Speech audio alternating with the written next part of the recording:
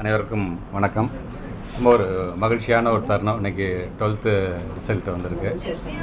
கடந்த ஆண்டை காட்டிலும் பார்த்திங்கன்னா இந்த ஆண்டு வந்து ஒரு 0.17% நம்ம வந்து தேர்ச்சி விகிதம் அதிகமாக இருக்கின்றது.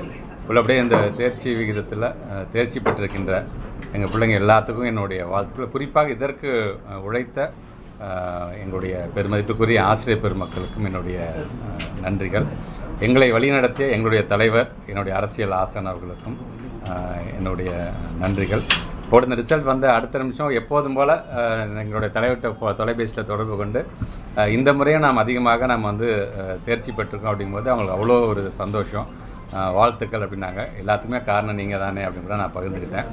திருச்சி மாவட்டத்தை சார்ந்தவங்க இன்னும் கூடுதலாக நான் ஒரு மகிழ்ச்சி என்னன்னா, நம்முடைய திருச்சி மாவட்டம் ஒட்டுமொத்தமாக தேர்ச்சி விகிதம் எல்லா பள்ளிகளும் அடங்கியதில் ஃபஸ்ட்டு 5 பிளேசஸில் நம்ம வந்து இப்போ வந்துட்டோம். அது ரொம்ப பெருமையாக இருக்கின்றது. அதுவும் குறிப்பாக அரசு பள்ளியோட தேர்ச்சி விகிதத்தில் பார்த்திங்கன்னா ஒட்டுமொத்தமாக தமிழ்நாட்டில் திருச்சி மாவட்டம் 3rd பிளேஸில் வந்திருக்குங்கிற ஒரு அந்த செய்தியும் வந்திருக்குது. அதுமாதிரி ஒவ்வொரு பாடத்துலேயும் 100% வாங்கினவங்க எத்தனை, கணக்கு பாடத்தில் எவ்வளோ வந்திருக்காங்க, அறிவியலில் எவ்வளோ, தமிழில் கிட்டத்தட்ட 83 பேருக்கு மேலே வந்து தமிழில் மட்டும் பார்த்திங்கன்னா 100க்கு 100 மதிப்பெண்கள் பெற்றிருக்கிறத நம்மளால் பார்க்க முடிகிறது. ஏதாவது ஒரு பாடத்தில் முழு மதிப்பெண் பெற்றிருக்கிறது பார்த்தீங்கன்னா மோர் தென் 16,000க்கு மேலே இருக்கக்கூடிய மாணவ செல்வங்கள் வந்து பெற்றிருக்காங்க. வழக்கம் போல் மாணவர்கள் காட்டிலும் மாணவியர்கள் அதிகம் தேர்ச்சி என்பது உள்ளபடியே எங்களுக்கு மகிழ்ச்சி தான். இனி வருங்காலத்தில் மாணவியர்களுக்கும் ஈக்குவலாக எங்களுடைய மாணவர்களும் வருவார்கள் என்ற நம்பிக்கை இருக்கின்றது.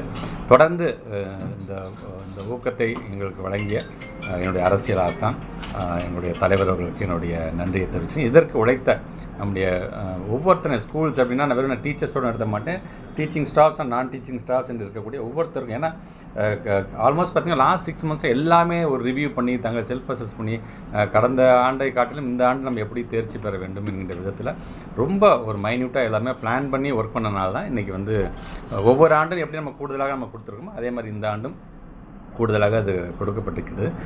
தேர்தல் ரிசல்ட்டு வேறு இதெல்லாம் கடந்து ஒரு பள்ளிக்கல்வித்துறை அமைச்சராக நான் பணியாற்றிய அந்த காலத்துக்காக நான் சொல்கிறேன். ஆனால் ஒவ்வொரு முறையும் மாதத்துக்கு ஒரு 4 முறையாச்சும் நம்முடைய அன்றைய எங்களுடைய தமிழ்நாட்டுடைய முதலமைச்சர் தொடர்ந்து எங்ககிட்ட என்ன நடக்குது எஜுகேஷன் சிஸ்டம்னு கேட்டது விளைவு இன்றைக்கி ரிசல்ட்டில் வந்து எங்களுக்கு வந்து அது பிரதிபலிச்சிருக்கு அப்படின்னு தான் நான் சொல்கிறேன். நான் ஸோ மாணவ செல்வங்களுக்கு நான் வச்சுக்கிற வேண்டுகோள் ஒன்று தான், இந்த ரிசல்ட்டுங்கிறது வந்து நம்முடைய லைஃப் கிடையாது. இந்த ரிசல்ட் அப்படிங்கிறது வந்து நாம் என்ன பாடத்தை நம்ம தெரிஞ்சுக்கிட்டோமே அப்படின்னு நம்மை அறிந்து கொள்வதற்கான ஒரு காலம் தான். இதில் தேர்ச்சி பெற முடியவில்லை என்று சொன்னாலும் உடனடியாக உங்களுக்கான துணைத் தேர்வுக்கான தேதியெல்லாம் அறிவிச்சிருக்கிறாங்க. அரசு தேர்வுத்துறையை சார்ந்திருக்கின்ற அதிகாரிகள்லாம் நானும் பார்த்தேன். அது நான் வழக்கம் போல் இமிடியேட்டாக மனசை தளர விடாமல் இமிடியேட்டாக அது அப்பியர் ஆகுங்க. கண்டிப்பாக ஒரு நல்ல ரிசல்ட் உங்களை தேடி வரும் என்கிற நம்பிக்கை இருக்கின்றது. கான்ஃபிடென்ட் மட்டும் என்றைக்குமே கைவிட்டுடாதீர்கள். நமக்கான ஒரு மிகப்பெரிய உந்து சக்தியை நமக்கான அந்த செல்ஃப் கான்ஃபிடென்ட் தான். அதனால் தேர்ச்சி பெற்றிருக்கின்ற உங்கள் அனைவருக்குமே என்னுடைய வாழ்த்துக்கள்.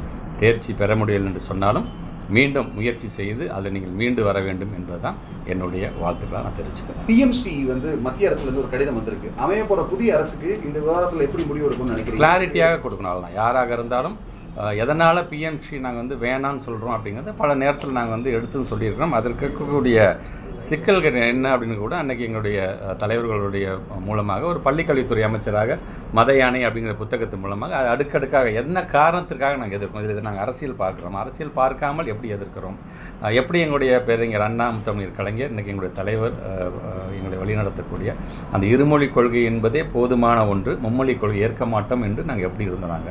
ஸோ அவங்க என்னென்னலாம் சொல்லி உங்களை மிரட்டினாலும் யாராக இருந்தாலும் சரி, ஆட்சிக்கு வரக்கூடிய யாராக இருந்தாலும் அதுக்கு பயந்து டயர்டாகிடுதுங்க.